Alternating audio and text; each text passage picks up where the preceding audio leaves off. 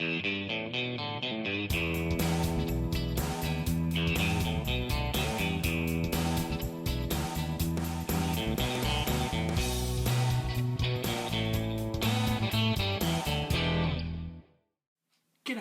Harry Houdini here from Australia. Now look, it's been a while and I've been slack and I haven't got much done on this Russian green self-propelled gun, the mighty SU-152. But that's all going to change. I'm going to stop complaining about the cold because it's been down to 2 degrees here this morning. And I mean, that might be okay in your country where you've got snow and icicles all the time. I don't know. But here in Australia, we expect balmy, warm days and down the beach and, you know, topless bathing. That's what it's all about. Not 2 degrees, nipple-hardening bloody temperature in the morning. I tell you, yes, anyhow. Enough of that. Right, the heater's on. Nice and warm. I've got about 10 layers on, and let's do some work on the Russian tank. Now, because I've been busy during the day and I really only have my evenings to work on this, and it's really cold in my man cave, rather than asphyxiating myself with the usual thinners, right, which are toxic and they're bound to make me go even wackier than I am, I've invested in this. Right? This is basically odourless turpentine, or it's called an odourless solvent. Now this is supposed to be a lot healthier for you, and it's not supposed to have the noxious effects, or at least it's not supposed to have the eye-watering,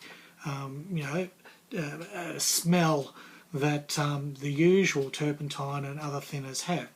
We shall see. This is an experiment, so if in the middle of this I sort of keel over and lie vomiting in the middle of my tank, you know it doesn't work. But hopefully this is going to be good. Okay, enough prattling.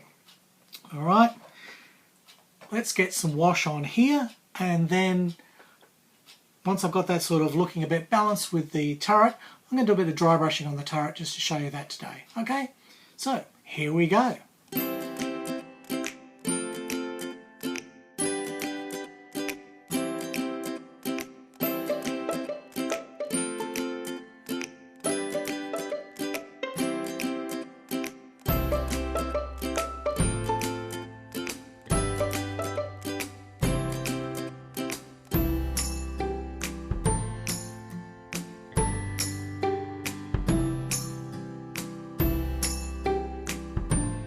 Well, that certainly was a lot less nasally offending than my usual method of using thinners. But of course normally I can work during the day and have the windows open and maybe a fan on, and it's not too bad. So this is certainly a trick for when you are working in a confined space and limited ventilation and you don't want to kill yourself, but you'd like to do a little bit of washing with enamel paints, and you know, you don't want to die.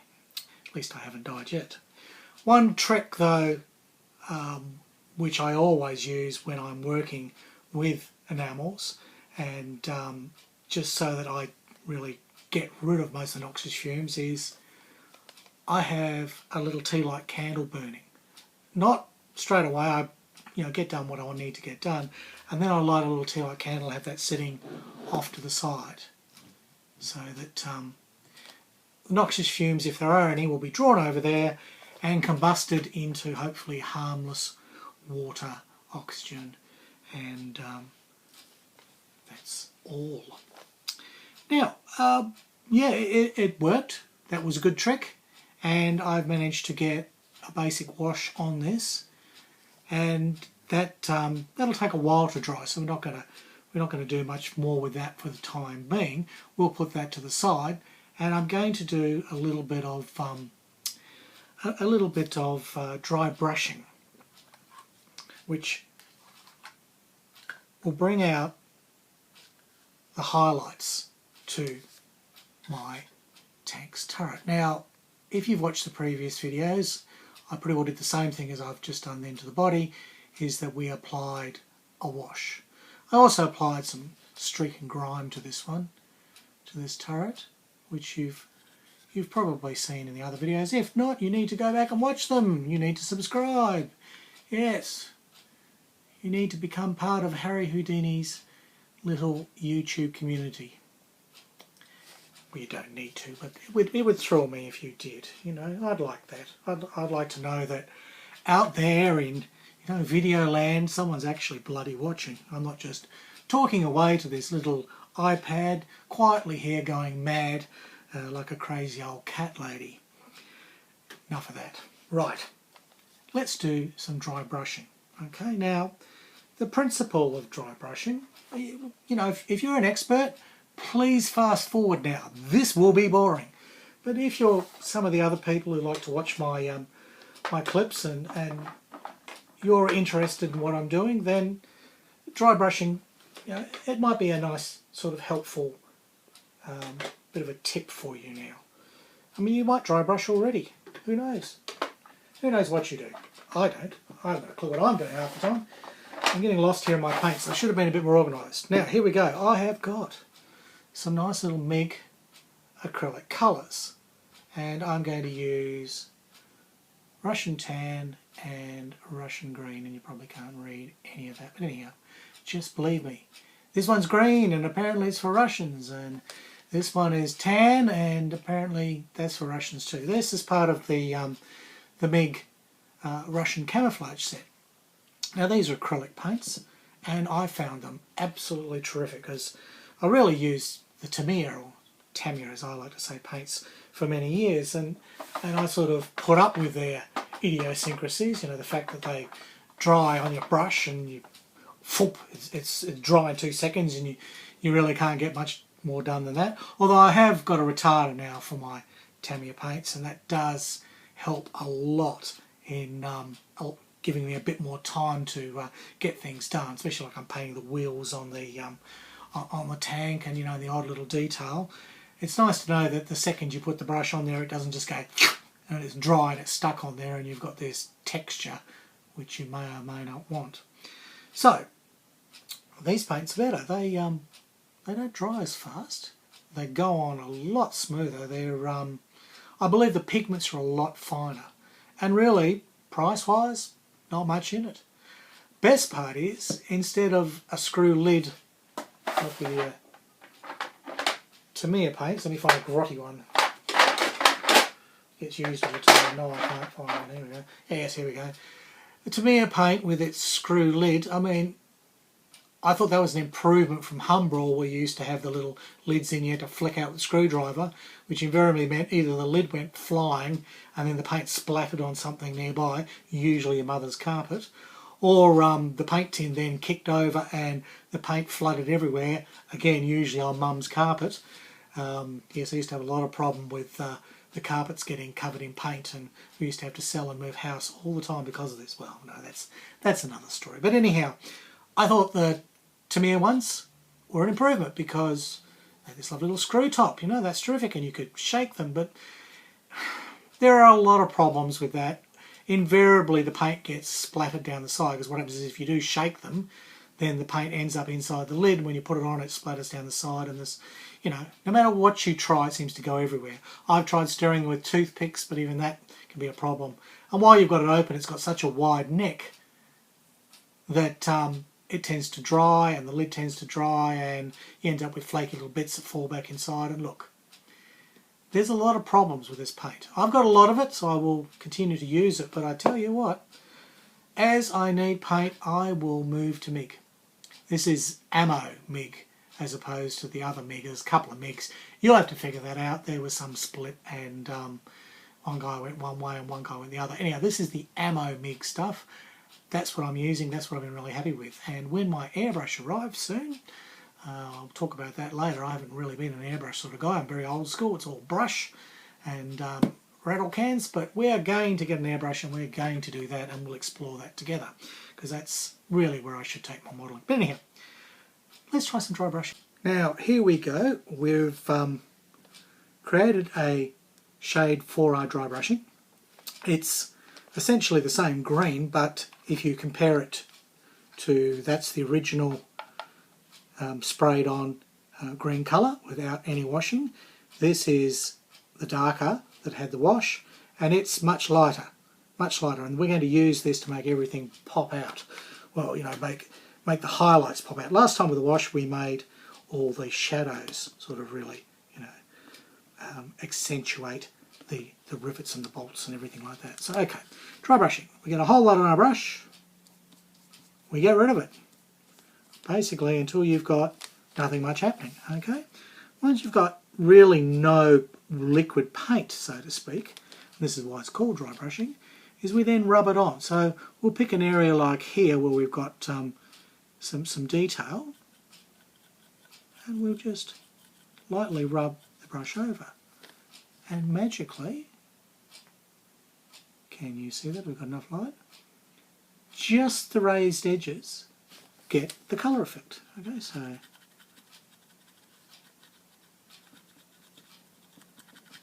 it's rather tricky. So probably it's a little bit damp there, so I'll show you, but just the raised edges get a little bit of highlighting. We can keep going, and we can pick anywhere where we want to really make this tank sing. And it's only going to come off because it's only dry, this paint. You're not actually painting great slathers of it everywhere. It's just going to appear on those raised edges because you sort of flick back and forth, and it really only sticks to those areas. You will get little bits on the tank body, but that's okay. That's all part of the magic, and you can work those in and do things with them. But the trick is all the little edges, all the little those edges where our wash went in, they stay nice and dark.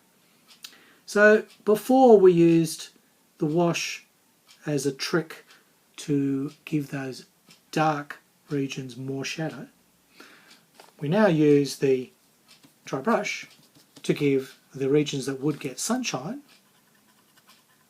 a much lighter appearance. And it's a good trick.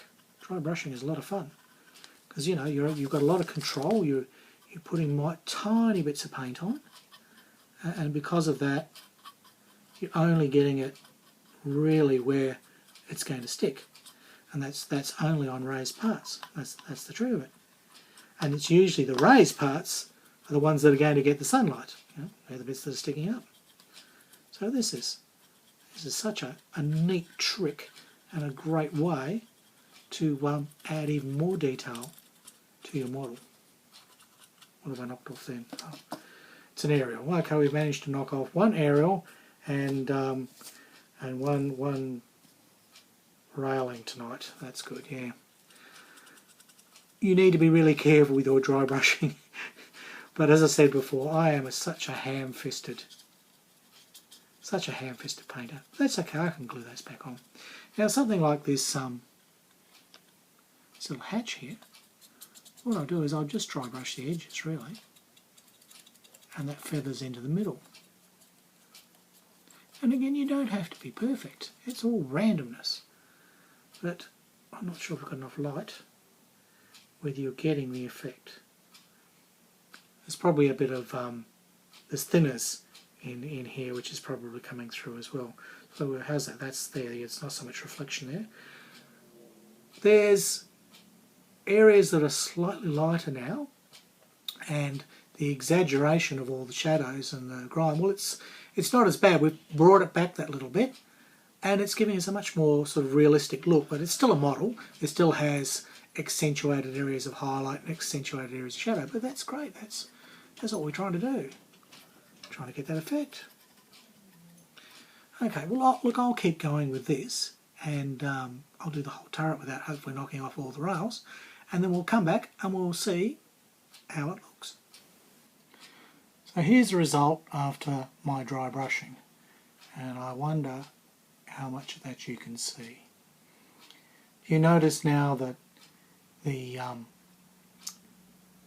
edges of things are much lighter, and I've picked out detail and tops of bolts and rivets and bars and hatch handles and things like that. They're all just that little bit lighter. It's just a few shades lighter, and so they tend to look like the light's hitting them a lot harder than really they are at their scale. See, the back might be some of the best. That's still, You see there the little hinges and part of the mechanism for opening up that back hatch, and how little areas there have been highlighted. And over here this is a little pistol port. Those things pop out and they can stick a gun out there and shoot someone. That's been highlighted, and it's just the subtlety of it, the edge along the top of this this bar here. If you remember back one of the first videos I did on the SU-152's weathering, we put a big splodge of the black panel line there, which has stayed, but it's very fine now. It's just a little fine edge.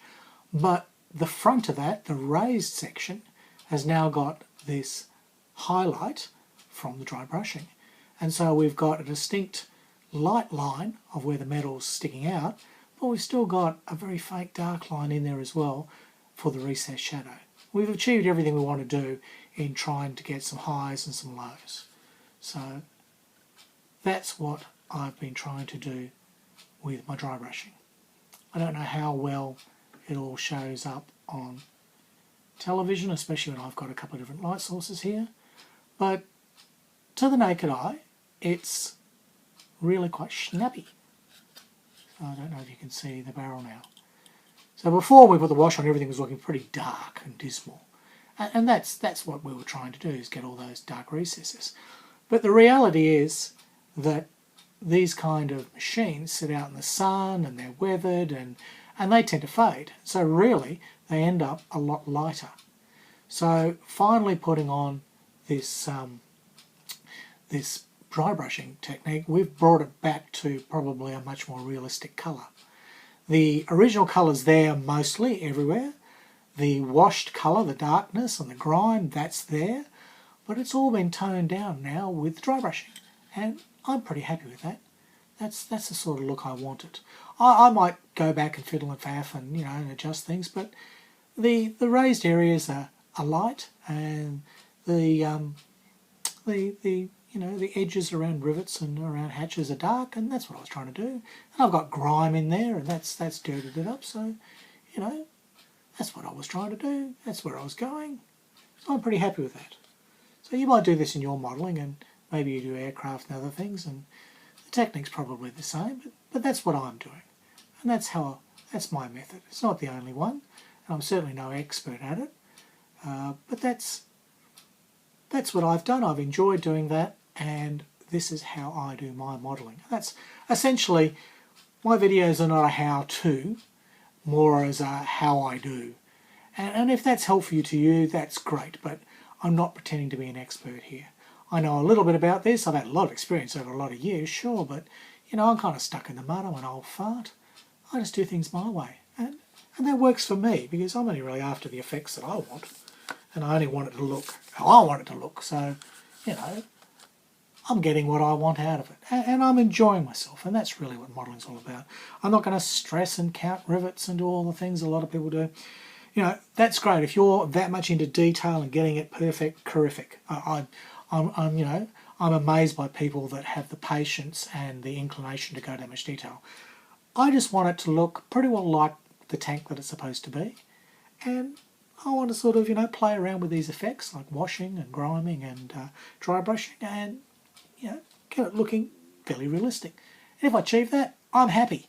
It's done. I can always go back later if my skills improve or I learn a new technique, but really, as long as I've got something at the end of the day that I'm happy with, that's what it's all about. And you've just got to enjoy your modelling. And that's the thing. So if you get nothing out of this video and you think everything that I've done is bullshit, that's fine. I don't care. Okay? This is what I do. Works for me.